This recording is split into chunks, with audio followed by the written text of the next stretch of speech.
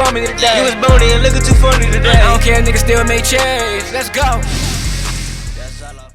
What's going on, everybody? And welcome back to another episode of the Chatting with Cheeze podcast. I'm your host, Fat Cheeze, and y'all already know the motto: no gimmicks, only the real. This is episode 37. Y'all know what I need from y'all. Continue to smash that subscribe button, and I want to say I appreciate everybody. We finally hit that 200 subscribers. Keep smashing that subscribe button. Keep supporting. Now we on the path to 300 subscribers, so y'all know what I need y'all to do.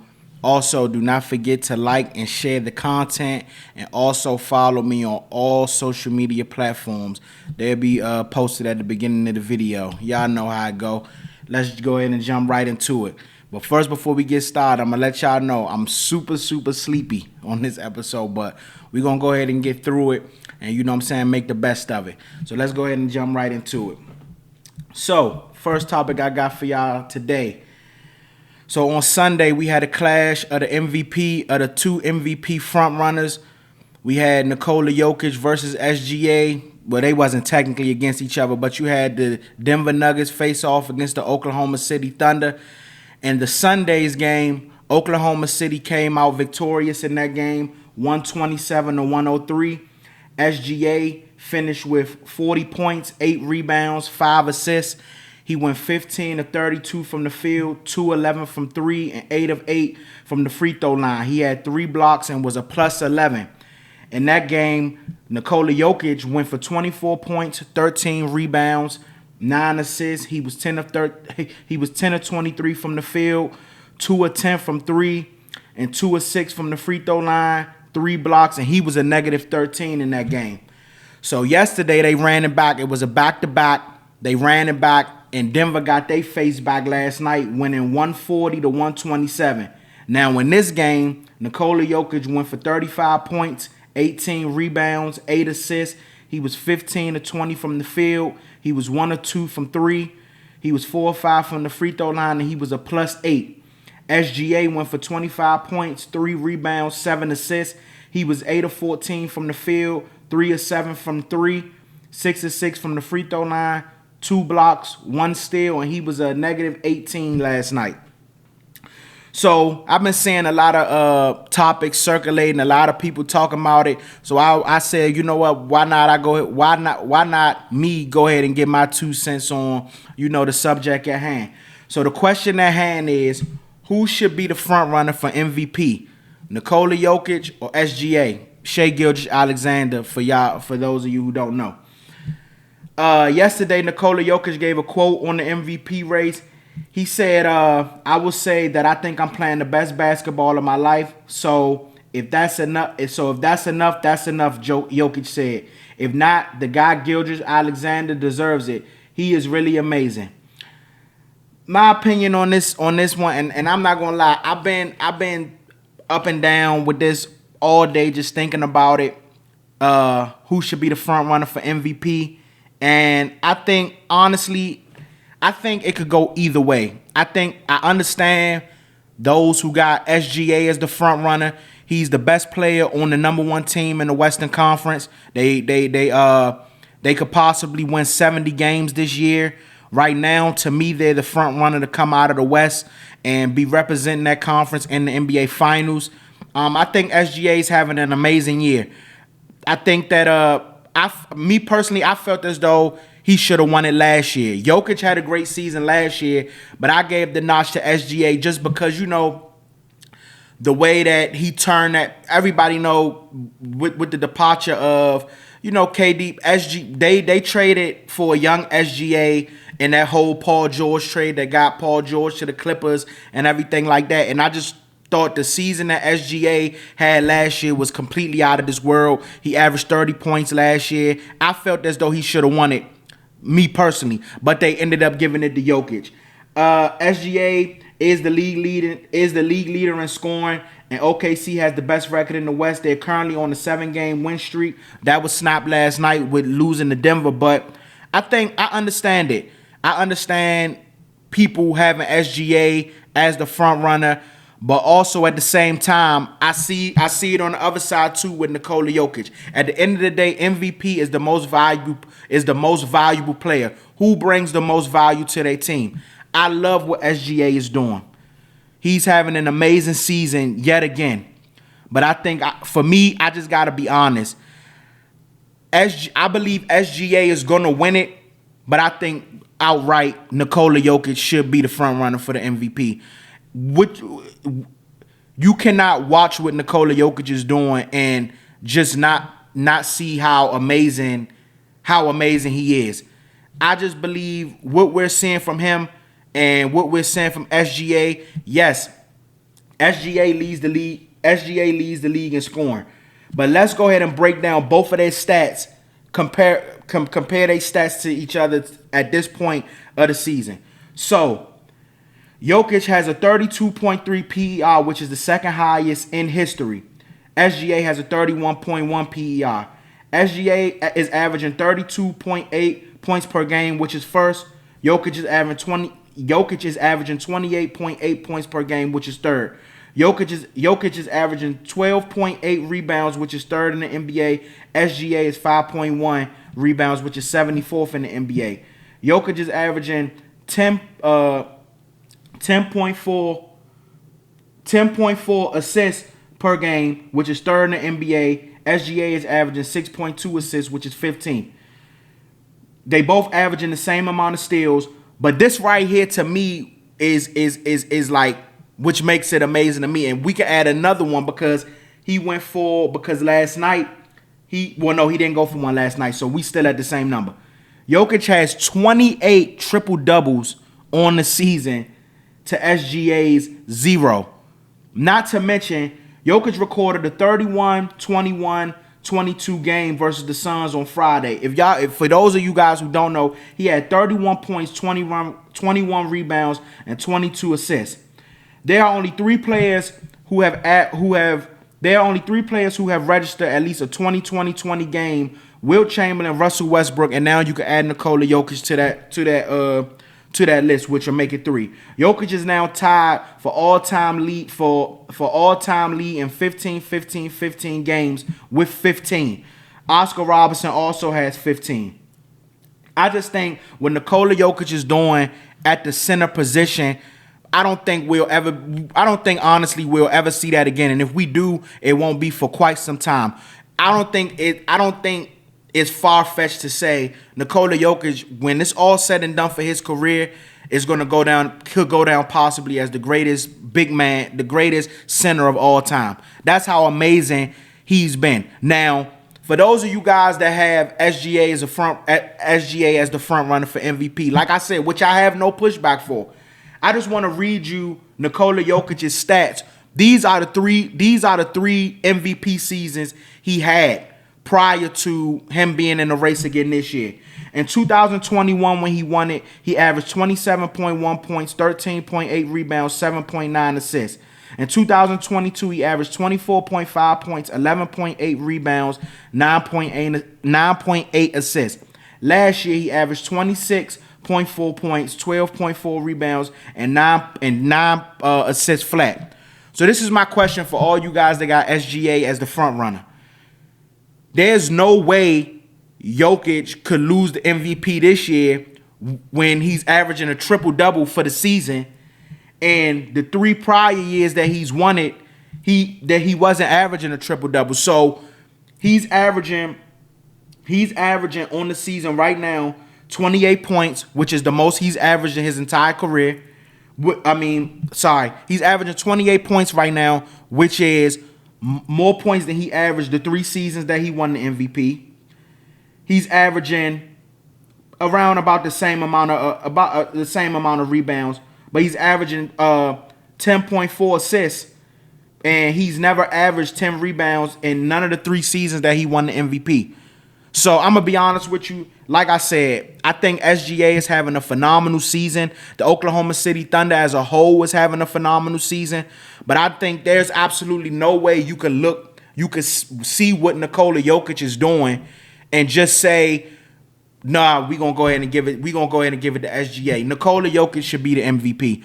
Now, do I believe they're going to give it to SGA? Yes. But I think you have a lot of people out there that's, I mean, honestly, and it's unfair to Jokic because he's just that great. But I think you got a lot of people out there that's honestly just they're just tired of seeing him win the award.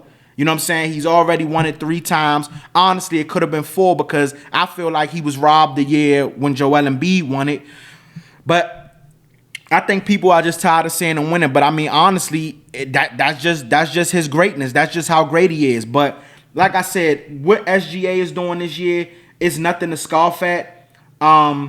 It's nothing to scoff at. OKC, like I said before, OKC is on pace to win 70 games this year. SGA has averaged 32 points, 6.3 assists, and 5.7 rebounds in 3 games against the Nuggets this season. Game 1, it was 28 points, 7 rebounds, 8 assists, 2 steals, 3 blocks. Game 2, they played, was 28 points, 2 rebounds, 6 assists, 1 steal, 1 block. OKC is 2-1 against Denver this year. SGA is now leading the league in points per game, minus free throws total, minus free throws, total points without free throws, remove free throws, and he's still the number 1 in scoring. And I think that right there was my counter argue for people that was calling last year when I felt SGA should have won it. People were saying that he was a free throw merchant and everything. So this stat right here shows you even if you take away the free throws, he would still be number 1 in scoring. But I just think it would just be wrong to see what Nikola Jokic is doing and not give him the MVP.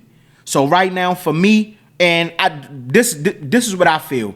I feel like they're going to give it to SGA, but I think Nikola Jokic deserves it. He should be the front runner for the MVP. And I think honestly it could come down to that last month. But there's no way, me being the sports person that I am, there's no way I could sit there and watch what Nikola Jokic is doing and say that Shai Gilgeous-Alexander should be leading him in the MVP race. There's no way. The man is from, and mind you, we're not talking about a point guard. We're not talking about a shooting guard. This man is doing this from the center position. He's doing this from the center position, a position that has been dying out for the last couple of years. He's doing this from the center position. This man had a 31, 21, 22 point game, 22 game. 31 points, 21 rebounds, 22 assists. That's insane from the center position. So, I mean, to me, like I said before, SGA is having a great year. I don't take nothing away from him. If he does end up winning the award, I mean, I wouldn't be upset. But there's no way I could say Jokic shouldn't be the front runner. Jokic should be the front runner. When you line them guys up side by side and put their numbers side by side, I mean, it's not even a question. There's not even a question. If you let somebody see who didn't watch basketball at all and you put their numbers side by side, come on now. I mean, it's no argument. But we'll have to see. Like I said, this thing could come down to the last month. It could come down to the last month with who, ends up making that final push. But right now, if I had to say who was my front runner for MVP, I would go with Nikola Jokic. Moving on. So also on Sunday, the Cleveland Cavaliers ended up beating the Milwaukee Bucks 112-100, extending their win streak to 14 games. And I had a question because I don't think I've really been showing Cleveland no love so far. I'm kind of just now really switching over to my basketball bag. I don't think I've really been showing Cleveland that much love so far this year. But my question is, can this be the year the Cavaliers dethrone the Boston Celtics in the East and, make that finals push? On Sunday, Jared Allen ended with 11 points, 6 rebounds, 3 assists. He was 5 of 6 from the field, 1 block, 3 steals, +9. Donovan Mitchell had 15 points, 5 rebounds, 6 assists. He was 4 of 15 from the field, 1 of 7 from 3, 6 of 7 from the free throw line.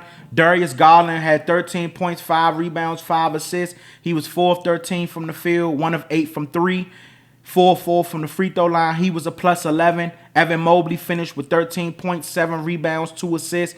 He was 5 of 10 from the field, 2 of 4 from 3, 1 of 2 from the free throw line with 1 block. The most amazing thing to me on Sunday watching that game was the stars for Cleveland, to me, struggled. They didn't really, put up their normal numbers, but they got 43 points from their bench.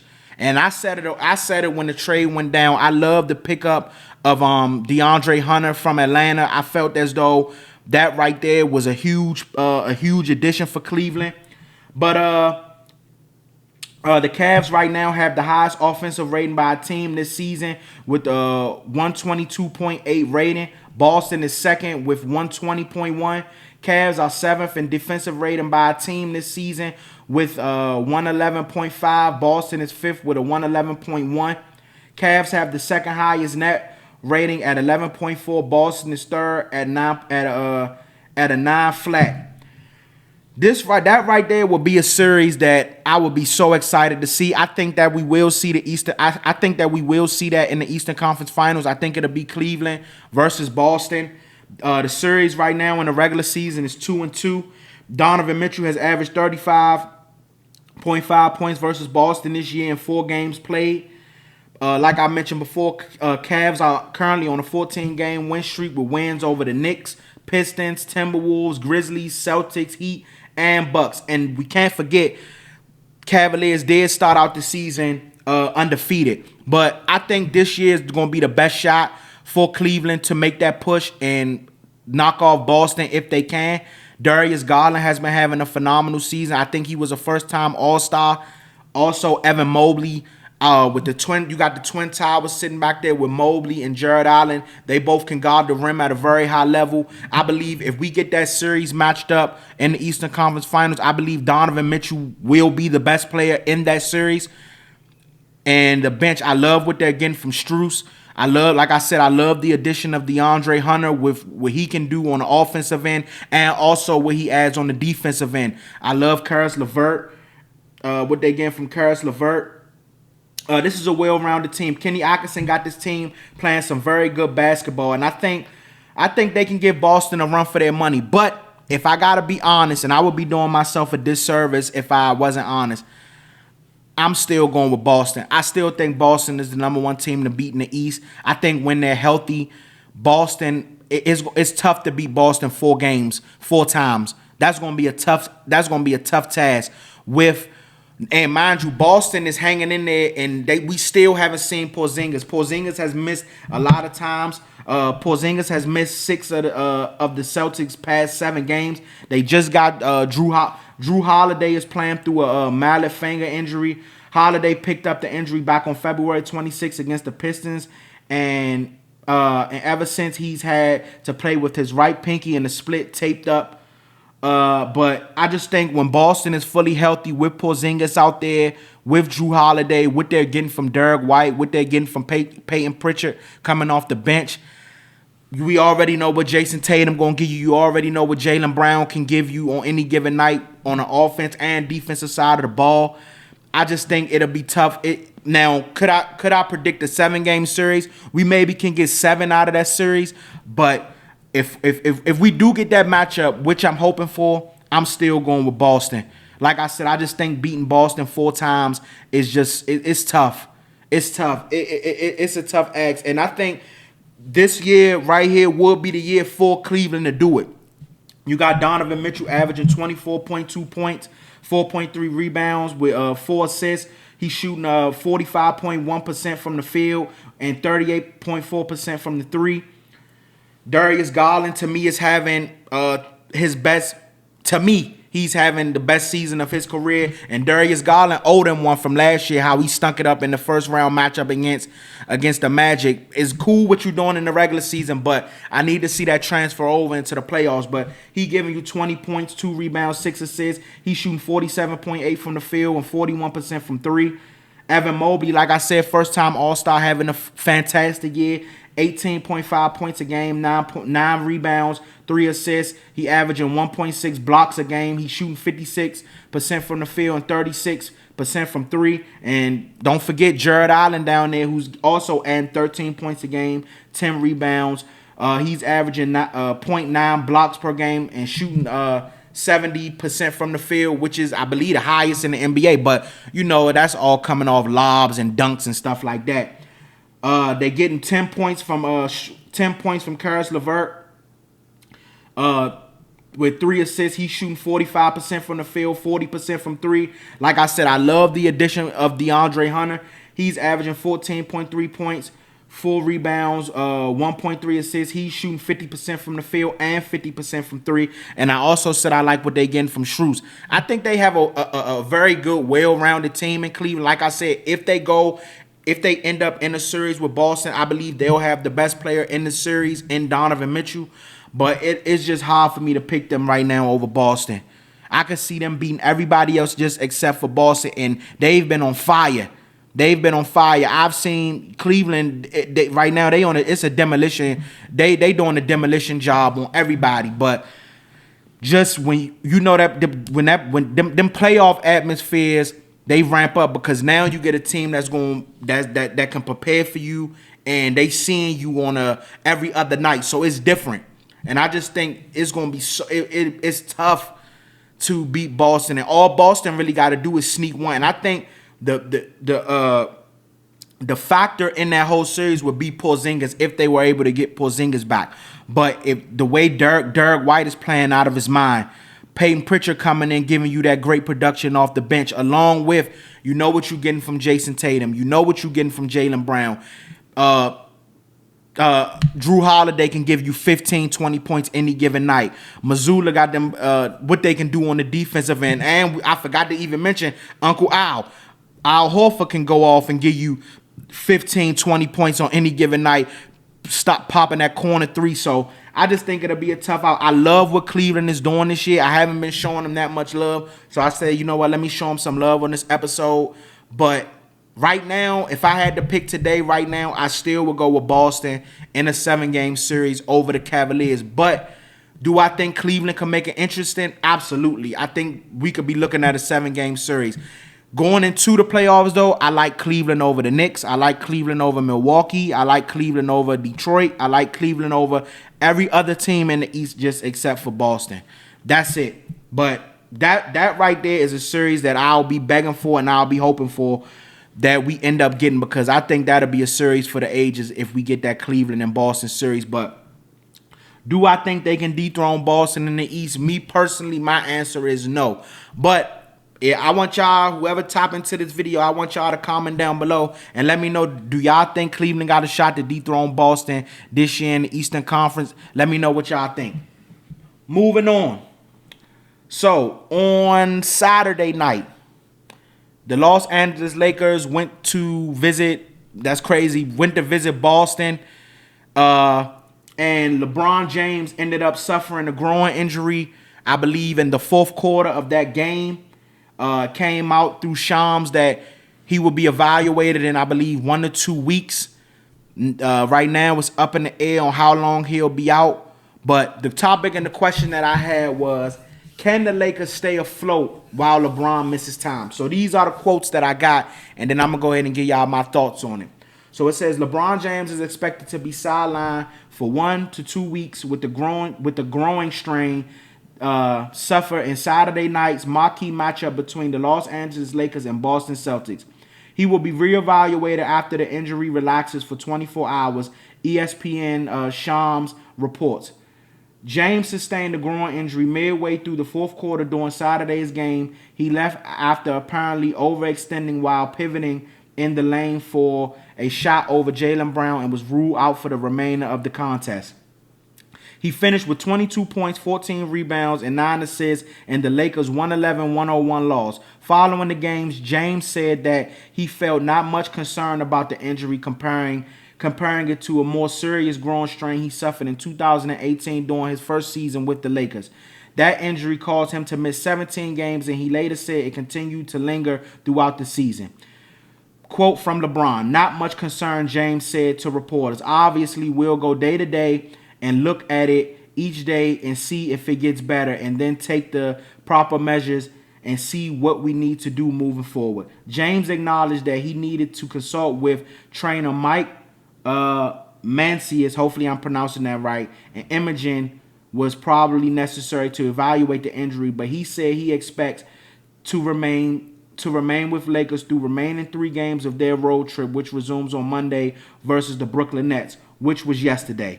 So in that game yesterday, the first game without LeBron, the Lakers lost 108-111 to the Nets. Luka had 22 points, 12 assists, 12 rebounds. He was 8 of 26 from the field, 3 of 10 from 3. Austin Reeves had 17 points, 8 rebounds, 10 assists. He was 3 of 14 from the field, 1 of 5 from 3. Dalton Knecht had 19 points, 4 rebounds, 1 assist.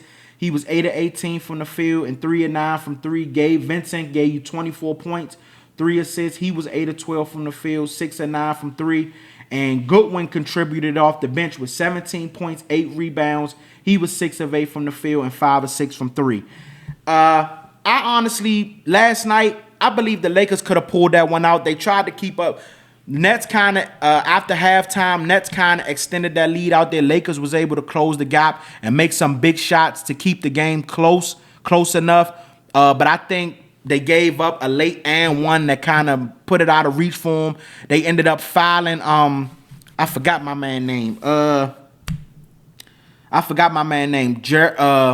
I can't think of his name right now, but he went to the free throw line having a brain fart. He went to the free throw line and missed 2 free throws, and Luka had to heave it from it was nowhere near close. But they ended up losing that game, and I feel like they could have won. I think these are the type of numbers that you're gonna need from the heavy hitters that you have now without LeBron. Also being without Rui Hachimura and Jackson Hayes. But these are the type of numbers that you're going to need. I'm going to say right now, Luka, you cannot go 8 for 26 without LeBron. I'm sorry. You can't go 8 for 26 and 3 of 10. If Luka has a better game yesterday, I think the Lakers win that game. Austin Reeves, I gave you 17 points. He had a bad shooting night. He was 3 of 14, 1 of 5 from 3. Dalton Knecht was 8 of 18 from the field, 3 of 9 from 3. I like what I got from Gabe Vincent. I like what I got from Goodwin. Those 3 guys right there, we're going to need you to step up in a major way. Luka is going to have to step up big. You can't go 8 for 26. Austin Reeves, you can't be 3 of 14, 1 of 5 from 3. And Dalton Knecht, rookie, you 23 years old. We're going to need you to step up.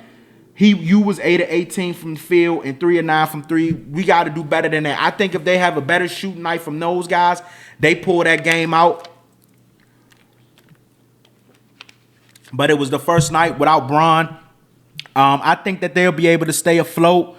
Luka just has to play better, and the heavy hitters are going to have to step up. The main thing for the Lakers, honestly, is not going to the offensive end is going to be important, but you got to make sure you stick with where your bread is buttered, the defensive end. The Lakers are 8th in scoring defense, 8th in field goal percentage defense, and 4th in 3-point defense. You can't allow I feel like holding the Brooklyn Nets to 111 when you got teams out here scoring 115, 120 and things like that. You want to keep it down. You want to get it a little bit below 111. Maybe you want it like 105, 100, something like that. But you got to, in order for the Lakers to maintain where they're currently at right now while LeBron is out, the defense, guys like Dorian Finney-Smith, guys like, what's my man name?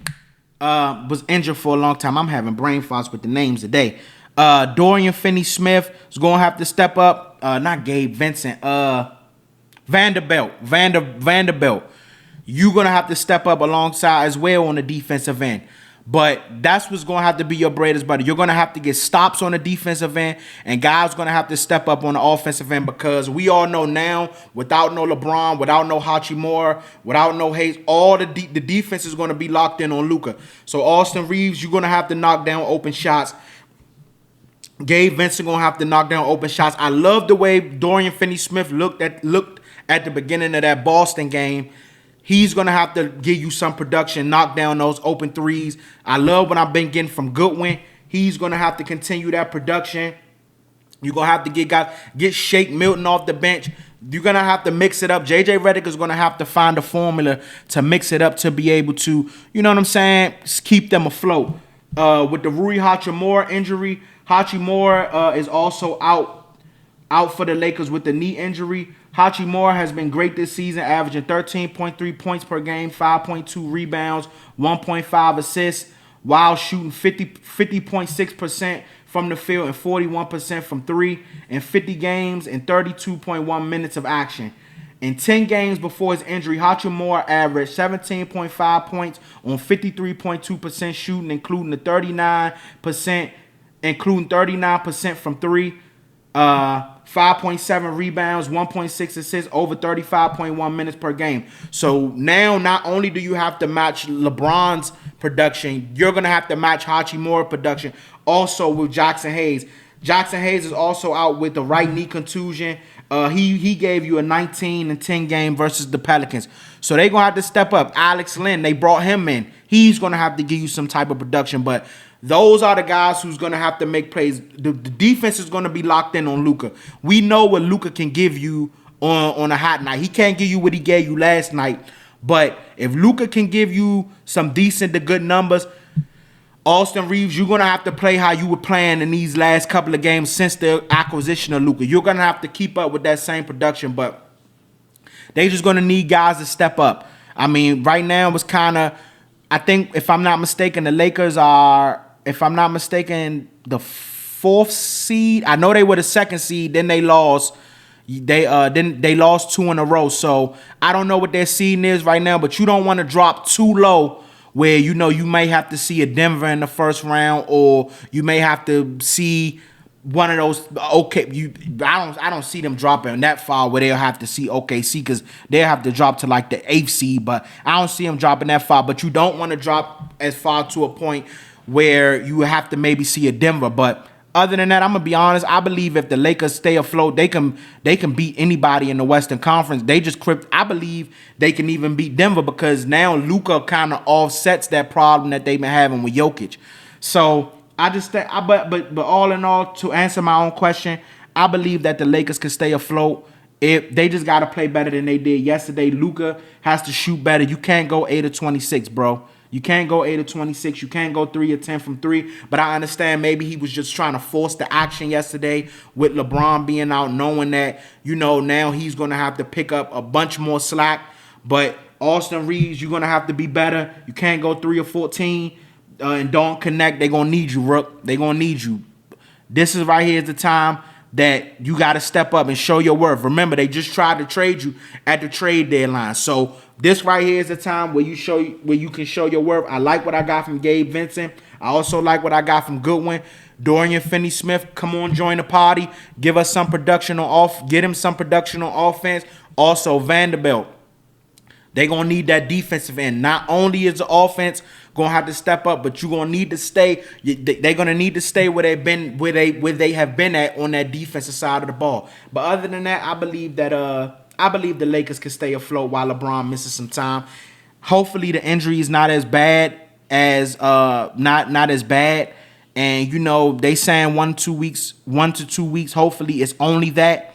But LeBron said that he feels though it's not as bad as when he first got with the Lakers and it caused them to miss that 17 game. So all we can do is just wait and see. But yeah, to answer my question, yes, I believe that the Lakers will be able to stay afloat while LeBron misses time. So I'm going to go ahead and wrap this episode up. This is episode 37. Like I said, I appreciate everybody that's been locking in with me throughout this journey, man. We finally hit the 200 subscribers. Now we on our way, making our way to 300, man. Like I said, continue to tune in each and every week. I'm starting to gear over to that basketball bag. We just had NFL free agency yesterday. I've been trying to keep everybody up on social media as best as I can. You know, so I'm going to go ahead and probably talk about some of those moves next week. You got March Madness coming up, so we really about to start ramping up, man. So really just continue locking in with me, continue showing support, continue smashing that subscribe button, continue liking and sharing the content. Also, like I said, do not forget to follow me on all my social media handles, Instagram, Facebook, X, things of that nature. You know all the social media handles, man. And y'all be blessed. I'll see y'all next time.